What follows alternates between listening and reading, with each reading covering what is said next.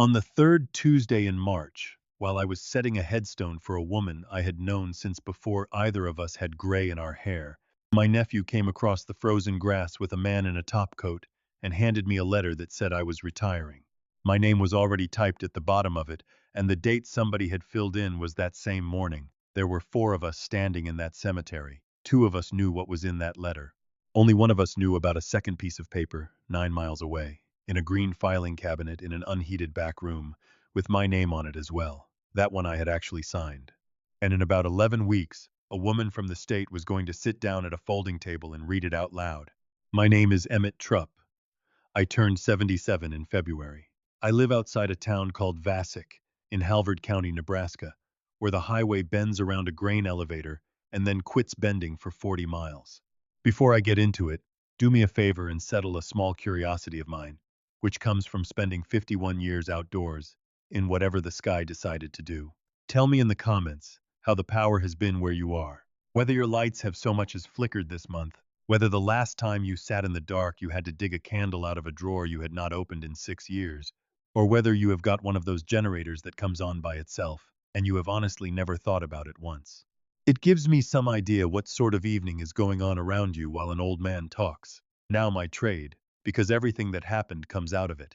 I set gravestones. I lettered by hand for 9 years when I was young. Sandblast stencil and a mallet and a steady thumb. But the work I have done for 51 years is setting. A stone comes off a truck from the shop in Kearney, and somebody has to put it where it will stand for 200 years. Here is the thing nobody outside the trade understands. When you see a stone leaning in a cemetery, canted off like it is trying to look around the one in front of it, you think the stone is bad. Almost never. A monument that is leaning is not telling you one thing about itself. It is telling you about what is underneath it. My father put it in a sentence when I was 19 and said it to me 400 times after. You do not set a stone on the ground. You set it on the footing. And then the other half, which I have said to every young man who ever worked for me, nothing ever tips over because of what is on top of it. So the work is not the stone. And in a cemetery, the ground underneath is not ground anymore. Somebody opened it. Somebody put a person in it. That dirt will settle for a year, sometimes 3 if it was a wet fall. And if you set a monument before it has finished, you will have set the most beautiful crooked stone in Halvard County. I had a wife for 49 years. Her name was Artis. It will be 4 years in June, and I still catch myself pouring 2 cups. In 1994, when I was 45 and neither one of us was sick or scared or anything else, she came into the kitchen on a Sunday afternoon, put a brochure on the table, and said we were going to get this taken care of so nobody would ever have to make a single decision about us in a bad week. That was the year we bought our monument. A double, gray granite, 4 foot by 1 foot 8. Our name, across the base in letters I cut myself, on a lot in St. Anne's Cemetery, 3/4 of a mile up the road from this kitchen. Her side is finished. Name, the 2 dates, and underneath in smaller letters the thing she picked out herself and would not discuss with me. My side has my name and my birth year, and then a blank. Polished granite, about the size of a playing card. Waiting. It does not scare me the way people think it would. It is the most honest thing I own. Hold on to this next part. It comes back. Every year on our anniversary, the 9th of September, I go out there with a jug of water and a soft brush, and I wash that stone. Water and a brush that would not hurt a baby, because granite will take a chemical burn and hold it 100 years. Artists started it. The first September after we set the thing, when both sides were blank and the whole business felt ridiculous, she washed her side, then looked at mine and said, "Wash both sides." I said, "There is nothing on that side." She said, "Emmett, wash both sides." So that is what I have done, every September, for 32 years.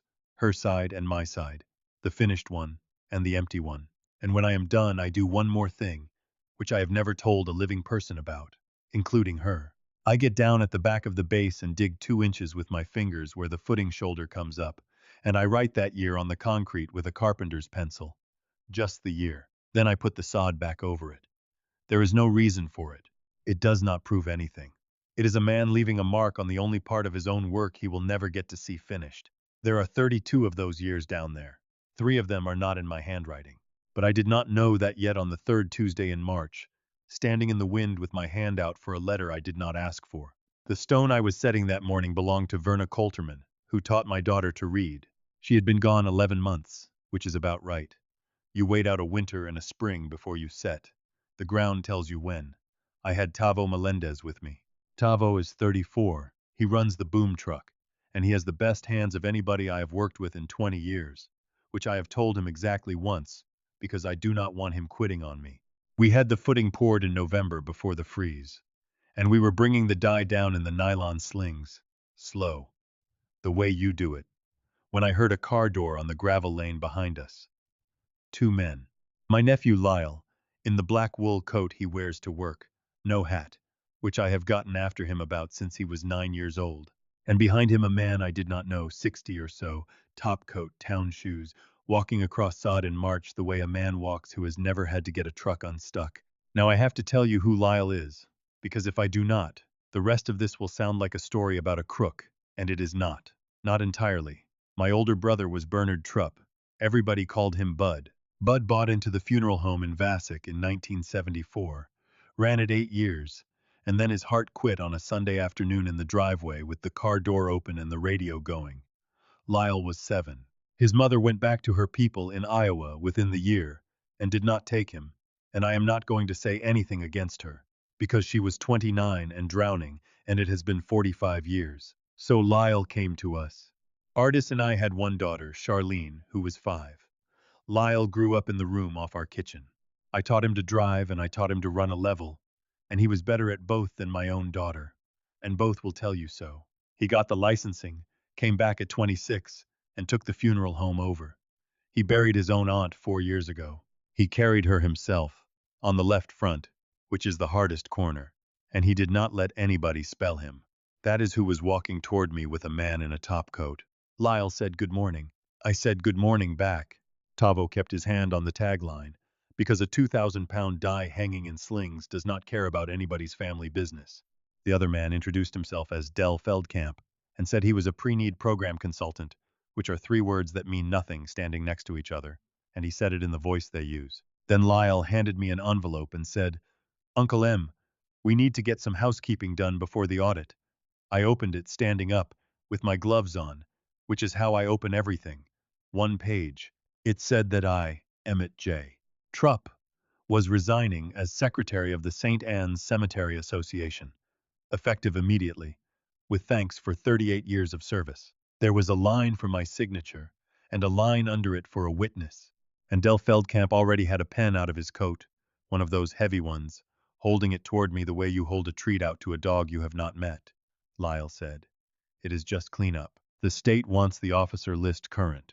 You have been carrying it since Dad's time, and it is not fair to you," he said. "And honestly, M, you are 77, and you were out here in 21 degrees at 7 this morning," Del Feldkamp said. "And there is a liability picture here. I do not think anybody has thought all the way through. They waited. I know what they were waiting for. They were waiting for me to be embarrassed. They came out to a cemetery on a work day, in front of a young man who works for me, with Verna Coulterman's stone hanging in the air, because a man is smaller in front of his crew than he is in his own kitchen. That was not an accident. That was the design of it.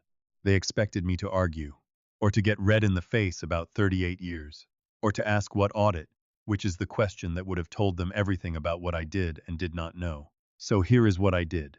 I asked Tavo to bring the stone down onto the shims and not touch anything else until I got back to him. It took 90 seconds. And both of those men stood in the wind for all 90 of them, and I have never enjoyed a stretch of cold weather more.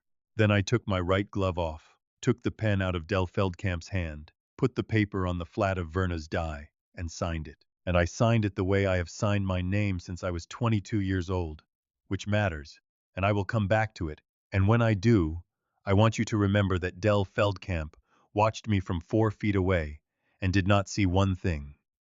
Lyle looked at the page. I could see him not understanding. He had a whole second thing prepared and now did not need it and did not know what to do with his hands. He said, "Thank you." I said, "Tell Marley's to mail me the minutes anyway. I like to know who is getting buried." Then I went back to work and got Verna Coulterman set plumb and level to within a 16th, because that is what the trade is for. Here is why I signed it without a word. Resigning from an office takes effect going forward. It does not reach back. There were 41 pieces of paper in a filing cabinet in the back room of the St. Anne's Association office, dated over the previous 4 years, and every last one of them had a line at the bottom that said Secretary, Cemetery Association of Record. And on every one of those lines, somebody had written my name. I had not signed a single one of them. To tell you how I already knew, I have to take you back 3 weeks, to a Thursday in February, and to a woman named Marlies Pribble. Marlies is 71. She has done the books and the front desk at the funeral home 2.5 days a week since 1998. She is the person who calls the newspaper with the obituary and gets the middle initial right. She called me at home and asked if I would come by the association office and look at the file cabinets, because she was hunting a plat sheet and could not make the drawer make sense. I need to tell you what that office is, or none of this will land. St. Anne's Cemetery Association is 9 acres, a mowing contract, a hand pump that has not worked since the Ford administration, and a metal building on the north edge of the grounds with a space heater in it. 5 officers, all of us over 70.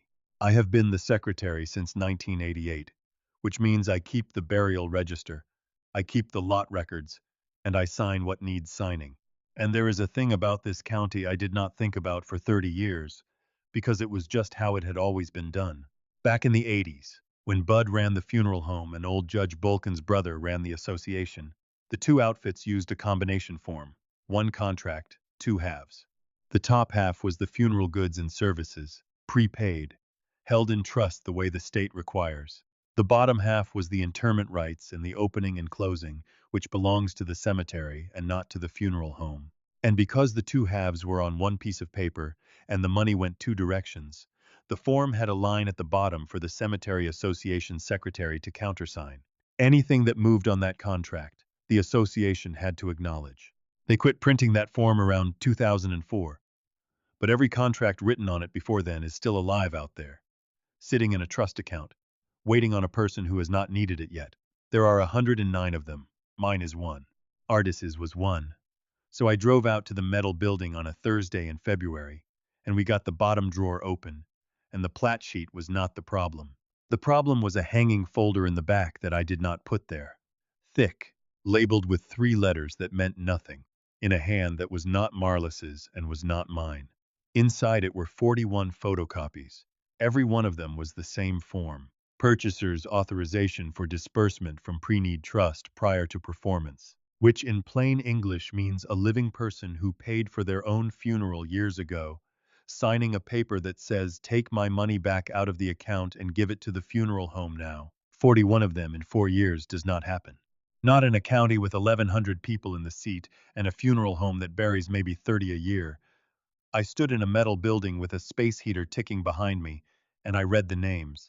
Odell Bulkin, who is 84, who has not moved anywhere, and who I had coffee with the previous Tuesday. Verna Coulterman, whose stone was on the truck.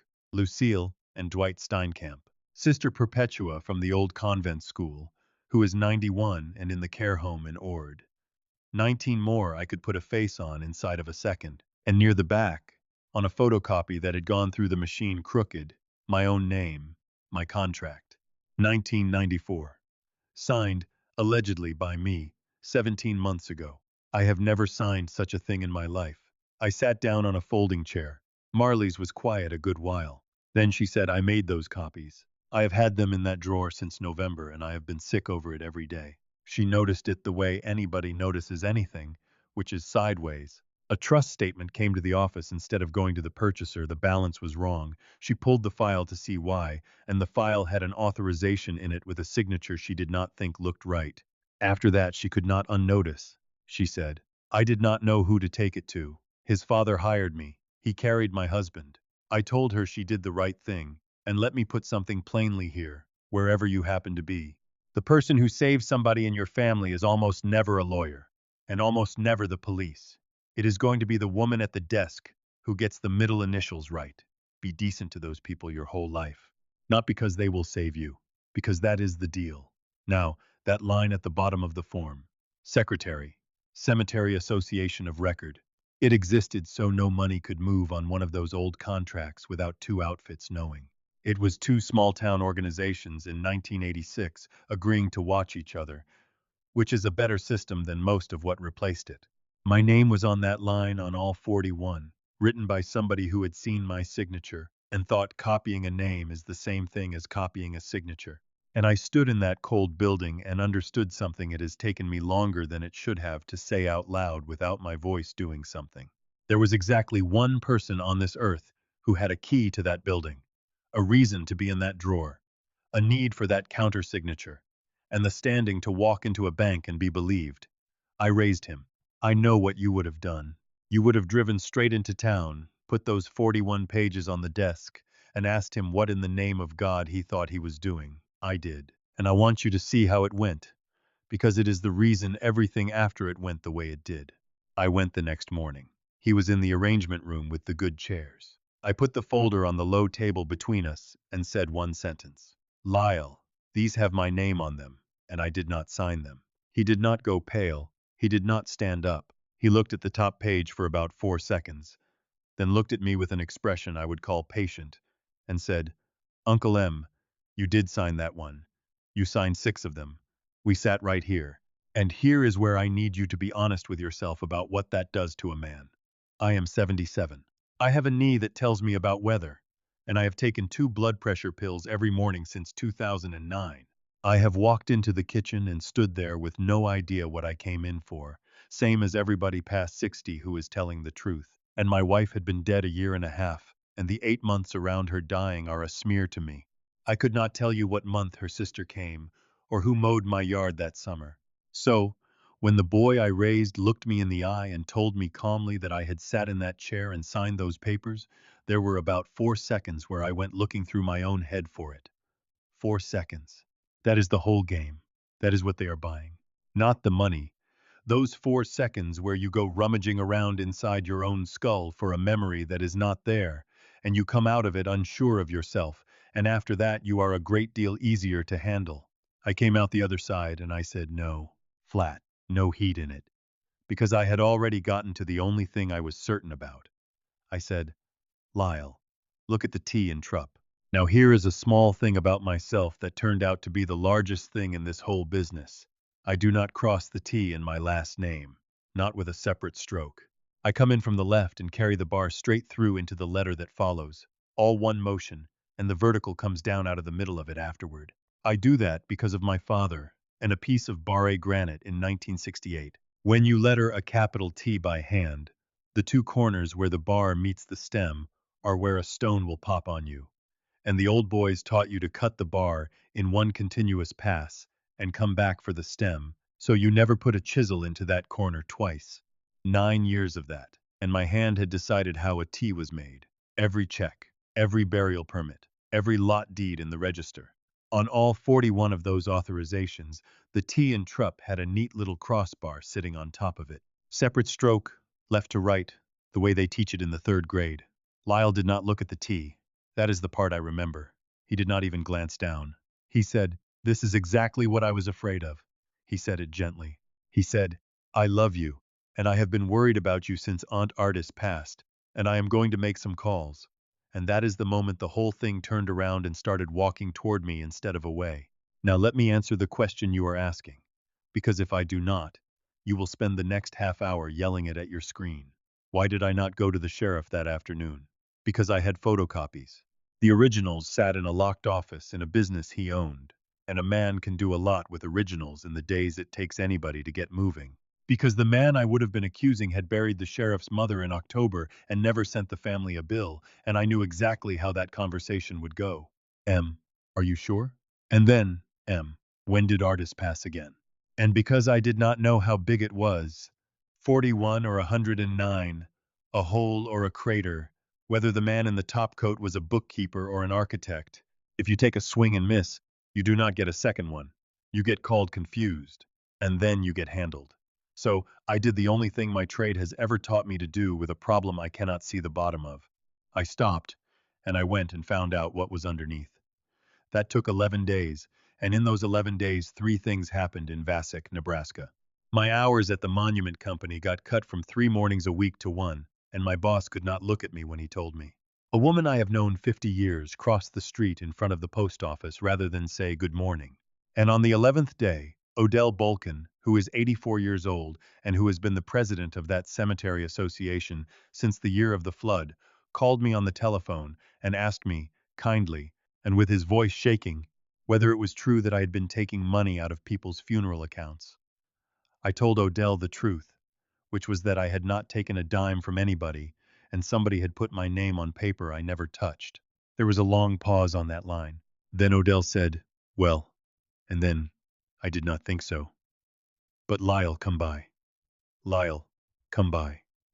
3 words. He had gotten to an 84-year-old man in his own kitchen before I did, and he had done it with concern. And concern is the best delivery system for a lie ever invented, because you cannot argue with it without proving it. I did not defend myself. I asked him one question instead, whether he still had his own copy of his contract from 1996, the one his wife made him keep in the gun safe. He said he did. I said, do not show it to anybody, and do not let it out of that safe, and I will call you in a week. The next morning I drove the 26 miles into the county seat and hired a lawyer. Her name is Gail Novotny. She is 44. She has an office over the flower shop with a radiator that bangs, and she does the unglamorous end of the practice, which is old people and their paper. I picked her because 2 years earlier, leaving the courthouse after Ardis's estate, I watched her spend 11 minutes in the hallway explaining something to a man in coveralls without once making him feel stupid. She read the 41 pages. It took 50 minutes, and she did not say a word. Then she set her glasses down and said, before we discuss them, here are my rules, and if you cannot live with them, you should hire somebody else. 1. You do not confront him again. Not at the funeral home, not at the church, not in the parking lot at the co-op. 2. You do not tell one single neighbor what you know, not Odell, not Marley's. 3. You do not take one more piece of paper out of that building. Everything from here forward we get by asking for it, in writing, in a way that leaves a record of us asking. 4. Nobody gets threatened. Not with the sheriff, not with a lawsuit, not with the newspaper. The minute you threaten a man, everything you do afterward looks like leverage instead of truth. And 5, she said, and this is the one people fight me on. We are not going to try to stop the thing that is coming. We are going to let it come. I asked her what was coming. She said, he told you he was going to make some calls. Men do not say that and then not make calls. Then she said, now let me tell you what we do first. And Mr. Trupp, it is going to sound like nothing. We were going to ask for my own file. That is the whole opening move.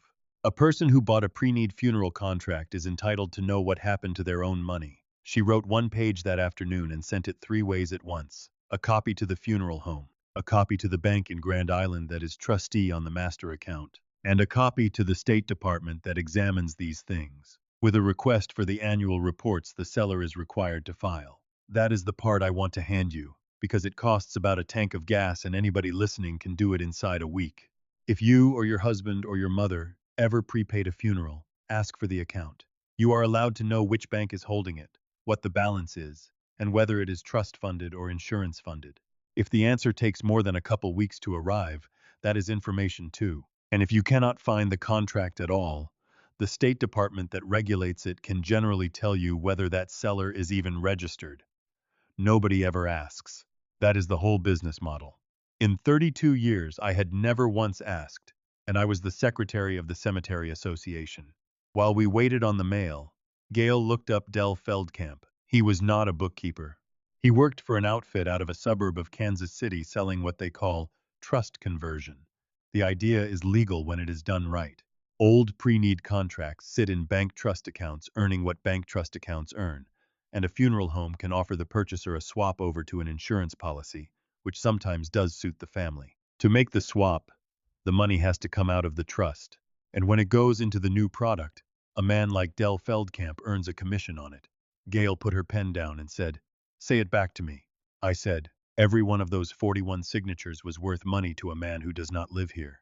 She said, 3 counties, 2 states, 5 years, and in 2 of them the funeral home is under different ownership now. So it was not my nephew's idea. That does not make him innocent, and I want to be clear, because somebody is going to hear the words outside consultant and decide the family man was a victim. He was not. He signed.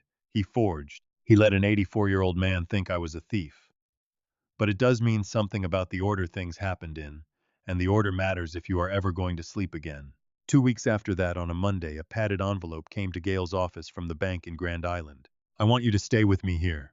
And if this old man has been worth your time so far, go ahead and hit subscribe before I tell you what was in that envelope. Because there were 11 pages in it and I got through 9 of them just fine.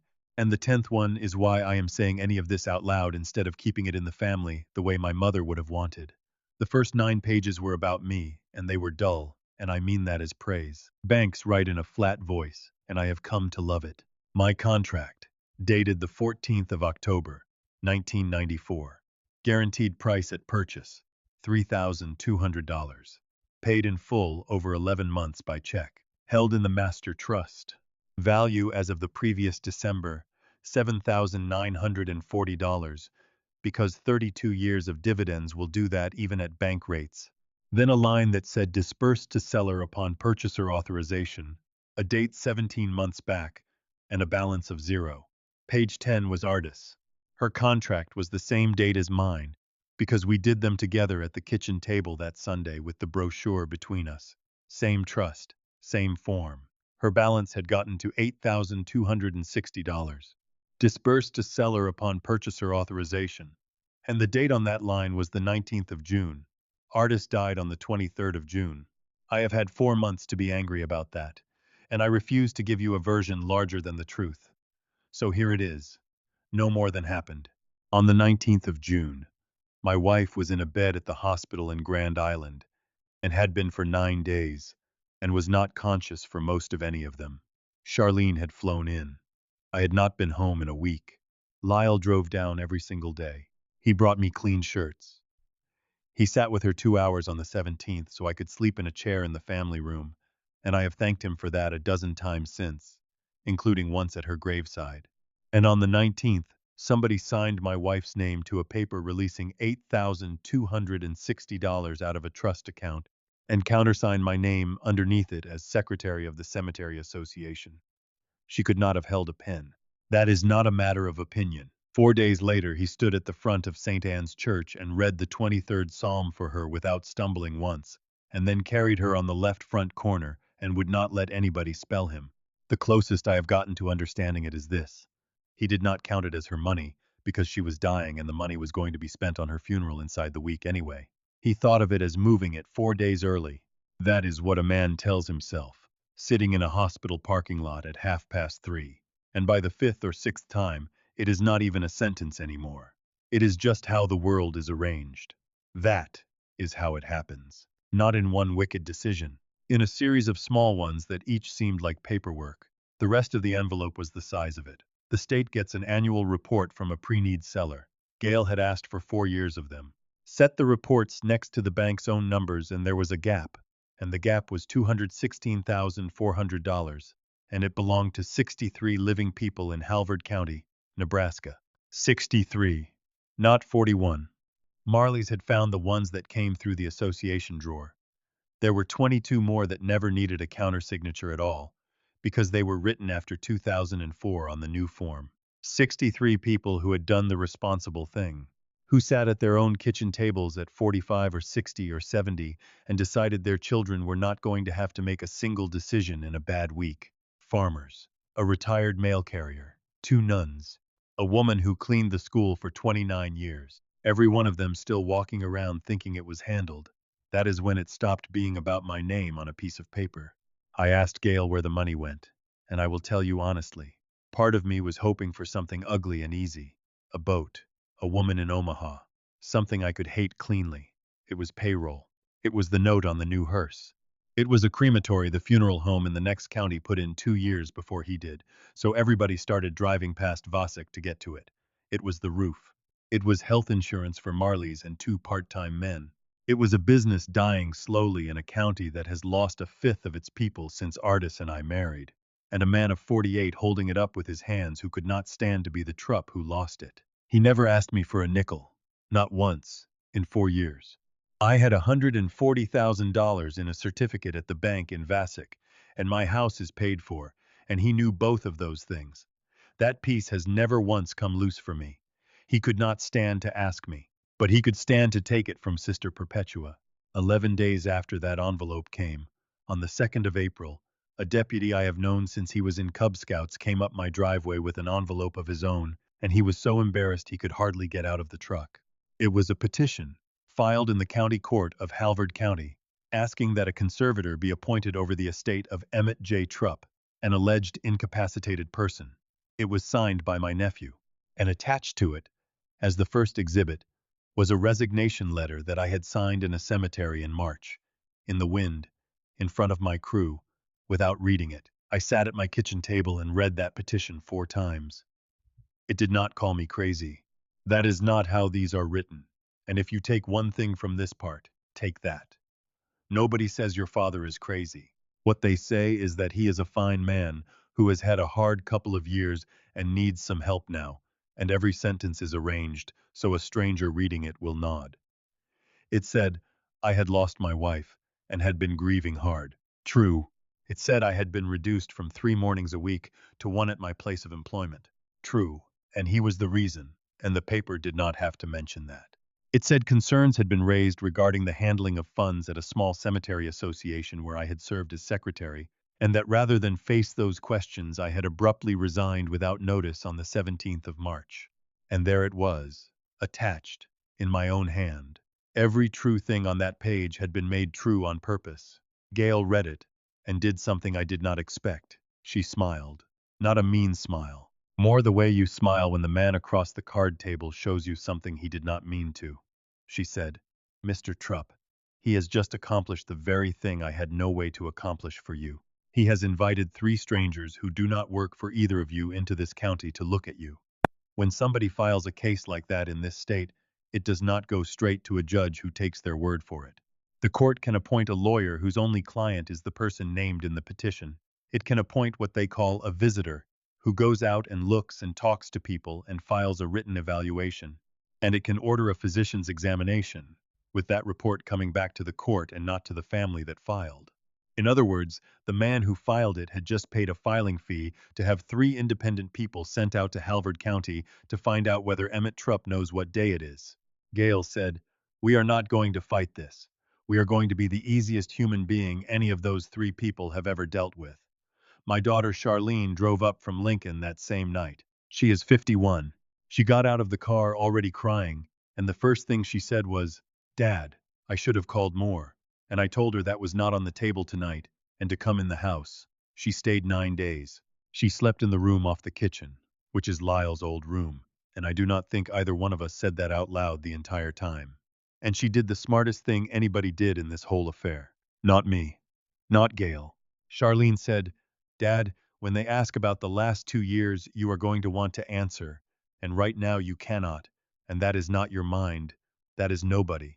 So we are going to build it. 4 evenings at the kitchen table with a shoebox, bank statements, the pill bottles with the fill dates on the labels, the mileage log out of the truck, which I have kept since 1981 for the tax man, the cemetery register, in my own writing, 106 burials since Artis died, everyone dated and spelled right, with the lot and the section and the depth. By the end, we had a stack that answered any question a person could ask about how a man had spent 700 days.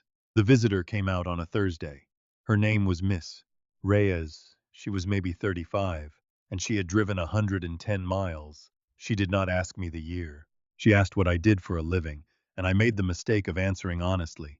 And 40 minutes later, we were at the back of my truck while I explained frost depth and footing forms, and she was laughing. And I thought, well, Emmett, you have done it now. Then she asked to see the register. She read it a long time. She said, Mr. Trupp, whose handwriting is this? I said mine. She said, all of it. I said, since 1988. She wrote something down. I did not ask what. The town, though. The town was the thing. The petition is public. Anybody can walk into the courthouse in Newald and read it. And in a county this size, somebody always does. I went to church on Easter. I thought hard about not going. I sat in the 4th pew, on the left, where I have sat since 1963. Nobody was cruel. Cruelty is not the local method. What happened was gentler than cruelty, and about 9 times worse, which is that everybody was extremely kind, and nobody stood close. And Lyle sat 6 rows behind me with his hands folded. And when the peace came, he came up the aisle and took my hand in both of his, in front of the whole congregation, and said, "Peace be with you, Uncle M." And I said it back to him, in front of everybody, because Gail's third rule was that we do not threaten anybody, and because there was a folding table with a woman from the state coming to sit at it in 6 more weeks, and because I have set a lot of stone in my life, and every bit of it taught me the same lesson. You do not push on the thing while the footing is still green. The court took 4 minutes. The visitor's report was in the file.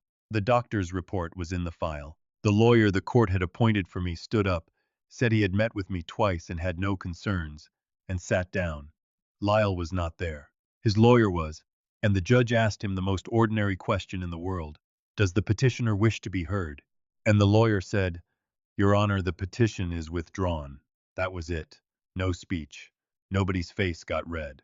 The judge asked whether the alleged incapacitated person had anything to say, and Gail had spent 2 weeks telling me the correct answer was no thank you, and for about 1 second I was going to be a fool about it, and then I said, "No thank you, Your Honor."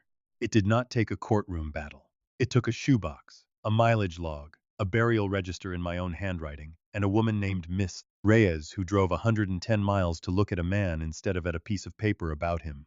But the petition was never the fight. The petition was a hand in front of my face. The fight was 63 people who did not know yet. Then in May, Odell Bolkin drove out on a Sunday in his good clothes, which for Odell means the shirt is buttoned all the way, and put his contract on my kitchen table, 1996, out of the gun safe, in a Ziploc bag, because his wife put it there in 1996, and Odell has not made an unauthorized decision since. He said, "I called that bank in Grand Island like you told me." Then he did not say anything for a bit. Then he said, "41 years I hauled other people's cattle and I never was late on a payment in my life." And I said, "Odell, I know it." Then he said the thing that started everything moving, and I do not think he understood what he was handing me. He said, "There is others, got theirs, M. Dwayne's got his. Iva Prokop's got hers in the front of her Bible. We was all told to keep the paper." "Told by who?" I asked. He said, "By Bud.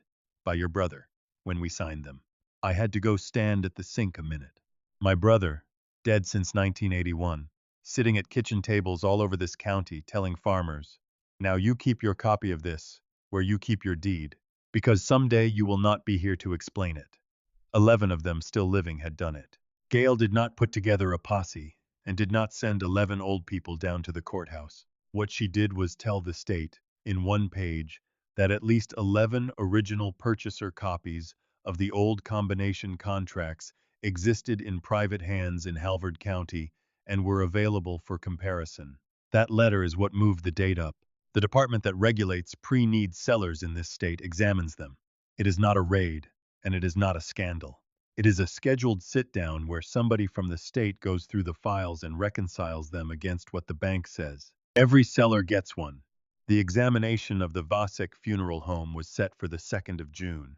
And because the old contracts had 2 halves, and the cemetery half belongs to the association and not to the funeral home, the association's officers were asked to attend and bring their records, which meant Odell Bolkin, president, was going to be in that room. And Odell does not drive after dark, does not hear well out of the left side, and cannot read anything smaller than a road sign without the glasses he leaves in the pickup. So he asked me to come with him. Gail asked me the right question about that. "Why do you not simply hand the state everything you have today and stay home on the 2nd of June?" I said. "Because if I hand it to them, it is a complaint from a man who has just had a case filed against him. If I sit in that room and say nothing at all, it is a file." The truth is a little worse than what I told her, and I will give it to you straight, because I have not lied to you yet. I wanted to be in the room, not to say anything. I had no intention of opening my mouth, and I never did, as you will see. I wanted to be sitting there when he found out the paper was going to speak for itself. For 4 months, every person in that county had been hearing a version of me that came out of his mouth. That is not a noble reason. It is just mine. I went out to the cemetery the last Sunday in May, out of season. Artist's anniversary is in September, and I had never once gone out with the jug and the brush in the spring in 32 years. I washed both sides. And when I went around to the back of the base to put my hand on the footing, the way I do, The sod was not right. It had been lifted and laid back down. Not this year, a while ago. You can see it in the seam if you have spent your life looking at exactly that. I did not dig. I knew, standing there, that something was under that sod. I put my hand on it and I did not dig, because there were 3 days left before the 2nd of June, and I did not have room in me for whatever it was. The 2nd of June was a Tuesday, and it was already 81 degrees at 9 in the morning. If you are picturing a courtroom, you will be disappointed, and the way it actually was is the whole point. It was the back office of the funeral home in Vassick, Nebraska. A window unit in the wall that runs loud, a bulletin board with a flower shop calendar, and a school picture of somebody's grandchild. A folding table with one leg on a shim of cardboard. And I know that because I put the cardboard there in 2009. There were 6 of us. The examiner from the state was Miss San Juan, maybe 50, driven up from Lincoln that morning, with a rolling case and a printed checklist in a binder she kept flat on the table in front of her the whole time. Lyle was at the end of the table, his lawyer from Grand Island beside him, Del Feldkamp across from them in the topcoat, weather notwithstanding, with a leather folder he never opened. Odell Bolkin was next to me, the association's records in a cardboard box by his feet, his glasses out in the pickup. And I was there because an 84-year-old man cannot read small print and asked me to come. I said good morning to everyone when I walked in. That is the last thing I said in that room, and I want you to hold me to it. Miss San Juan started the way I imagine she starts every one of them. This is a routine examination. Here is what the department looks at and why. Nobody is in trouble at 9 in the morning. If somebody needs to step out and make a phone call, that is entirely fine. Then she opened the binder. Everybody thinks the exciting part of a thing like this is a confrontation. It is not. The exciting part is a woman with a checklist doing item 4 of 11. Item 4 was reconciliation. She had the trustees' statements from the bank in Grand Island and the funeral home's own contract files delivered the week before. Her job on item 4 is to make those 2 piles agree. They did not agree. She did not announce it. She just started asking for things. She said, I show a disbursement on this contract prior to performance. May I see the purchaser's authorization? And Lyle got up and went to the file and brought it back, and she read it and put it in a stack to her left. Then she said it again about a different one. And again. She did that 19 times. I cannot convey what 19 times feels like in a small hot room with a window unit running. There is no drama in it at all, and that is what makes it unbearable. A woman saying the same polite sentence over and over while a man walks back and forth to a filing cabinet, and the stack on her left gets thicker, and nobody looks at anybody. Around the 14th, Del Feldkamp said something about how the department's format had changed in 2019. Miss San Juan said, I understand. May I see the authorization? Around the 17th, Lyle stopped sitting down between trips. Then she came to the old form.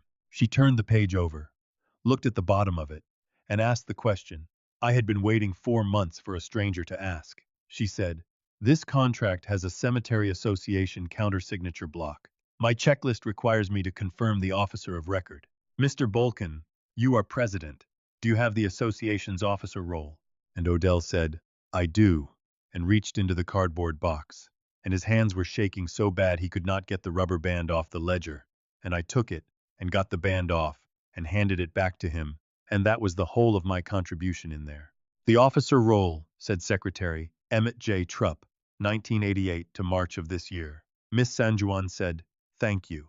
And then she said, Mr. Bolkin, I am going to show you a signature on this line, and ask if you recognize it as the secretary's. And Odell said, I have to have my glasses. There was a silence in that room I would pay money to hear again. Somebody's chair. The window unit.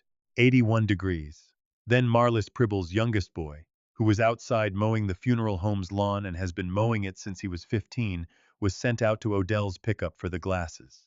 It took him 4 minutes, and none of us said one word for 4 minutes. Odell put the glasses on. He looked at the line a long time, longer than he needed to. He is a careful man, and he was about to say something in a room with a state official in it, and he has never in his life said anything in a room with a state official in it. He said, no, Miss. San Juan said, no, meaning. Odell said, that ain't M's hand. M don't cross his T. And then, because he is 84, and did not know he was supposed to stop. He turned the association's ledger around on the table and opened it to 1991, and then to 2004, and then to last November, and put his finger on three signatures 40 years apart and said, "There, look at it. It runs on through." He learned it cutting stone. Miss San Juan looked at the ledger for about 6 seconds. Then, she did the most devastating thing I have ever watched a human being do. She picked up her pen, wrote a note on her checklist, said thank you, Mr. Bulkin, and went to the next item. She did not accuse anybody. She did not raise her voice. She did not say the word forgery then or ever in my hearing. She wrote it down, and the writing it down was the end of it.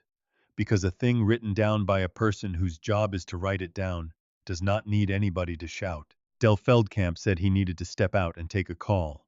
He did not come back. His car was gone before Odell got his glasses folded up. Lyle's lawyer asked for 15 minutes. They went into the room where the caskets are, which I have always thought was a strange room to put a conversation in, and they were in there 25 minutes. And when they came out, the lawyer said his client would like to make a statement and had been advised not to. And Lyle said, "I want to make it anyway." What he said was 11 words long, and he said it to Miss Sanjuan and not to me. He said, "I took it and I wrote his name and I knew. That is all." No, because not the roof, not the crematory, not the county losing people, not Aunt Artis was going to be buried Thursday anyway. He had every one of those available and had been using them on himself for 4 years. And in a hot back office he set them all down. 2 people have asked whether I forgave him in that moment. The answer is no, and I will not prettify it. What I felt was that he had finally told the truth in a room, and a man who tells the truth in a room has done the only thing still available to him. Miss San Juan said, "Thank you, Mr. Trupp," wrote it down, and went to item 5. The state issued its findings in September. 18 pages, about as exciting as a soil report. The gap was $216,400 and some dollars across 63 contracts. The funeral home sold in October to the family that runs the one in the next county. They kept Marley's, and she told me the new people bought a coffee maker that grinds the beans and she does not care for it. Every one of the 63 has been made whole, or is on a schedule to be. Some came out of the sale, some out of Lyle's house, which he does not have anymore. He will be paying the rest until he is 68. Out of a job driving a delivery route out of Grand Island. He pleaded to 2 counts, did 90 days, and cannot hold a funeral director's license in this state again, which for the 3rd generation of his family to hold one is the actual sentence. Del Feldkamp did not go to jail. You ought to know that, because this is not a fairy tale. He surrendered a license, 2 other states opened examinations, and the last I heard he was selling something else. Men like that mostly land. That is not a reason to do nothing. It is a reason to keep your own paper. The association changed its rules in November. 2 officers sign anything now. Not 1. They asked me to be secretary again, and I said no, kindly. A system that depends on one old man being honest is not a system. On the 14th of June, 12 days after that room, I drove out to the cemetery with a jug of water and a soft brush and a screwdriver. I washed both sides. Her side and my side. The finished one and the empty one, and I took my time about it. Then I went around to the back of the base, put the screwdriver into that seam in the sod, lifted it, and brushed the dirt off the shoulder of the footing with my hand. 32 years of pencil marks. 1994 down to now, one under the other, small, in the corner where the concrete is rough. 3 of them are not mine. 2021, 2022, 2023. The year Artis got her diagnosis, the year she died, and the year after, when I could not make myself drive out here in September, and did not tell one living soul that I could not. In a hand I have known since it was still practicing loops at my kitchen table, in a place where nobody would ever see it, and nobody was ever meant to. He knew about the pencil because he saw me do it once, in 1999, from up by the fence, and he never said a word about it in 27 years. So there it is. On one piece of concrete, 4 inches apart. The years he came out here for me when I could not, and the June he signed my dying wife's name. I sat down in the grass and stayed there a while. It did not make anything all right. I will not pretend otherwise. And anybody who tells you a good thing cancels a bad one is selling something. Both are true at the same time, and they are going to stay true. And learning to carry two true things at once is most of what your 70s are for. He came out there in October, before he went in. He stood about 8 feet back. He did not come closer, and he did not ask me for anything. He said, "I did not want you to find that." I said, "I know it." He said, "Are you going to be all right, Uncle M?" I said, "Yes." And then I said the only other thing I have said to him since, which was, "Put the sod back down flat when you leave." He did. 4 things. And then, I am done talking. If you or anybody you love ever prepaid a funeral, ask for the file this month. Which bank is holding it? What the balance is today? Whether it is trust funded or insurance funded? Whether the price is guaranteed? You are allowed to know all 4. And keep your own copy where you keep your deed, the way a man named Bud Trupp told half this county to do in 1980. A person who prepaid is not a customer anymore. They are somebody whose money is being held. Second, go look at how you actually sign your name, not print it. Sign it. There is something in there that is yours and that nobody has ever noticed, including you. And it is a better lock than most of the ones you paid for. Third, when somebody tells you, calmly and kindly, that you did a thing you cannot remember doing, do not go looking inside your own head first. Go look at the paper. Your head is not evidence and it is not on trial, no matter how they make it feel. And write down the date they said it to you. And fourth, the one I got wrong. I waited 11 days in February because I did not know how deep it went. And I was right to look before I swung and wrong about how long. In those 11 days, an 84-year-old man sat in his kitchen believing I had stolen from him. Looking first is correct. Waiting because you are ashamed is not the same thing as looking. And I could not tell those two apart until it was over. I still set stone. One morning a week, when they need me, and only when the ground has settled. Verna Coulterman's is out there. I go by it. It is plumb. And that blank space on the right-hand side of a gray granite double, about the size of a playing card, is still waiting on a date. And I am in no particular hurry about it. But when somebody finally cuts it, that stone is not going to move. Not in 50 years. Not in 100. And it will have nothing to do with the stone.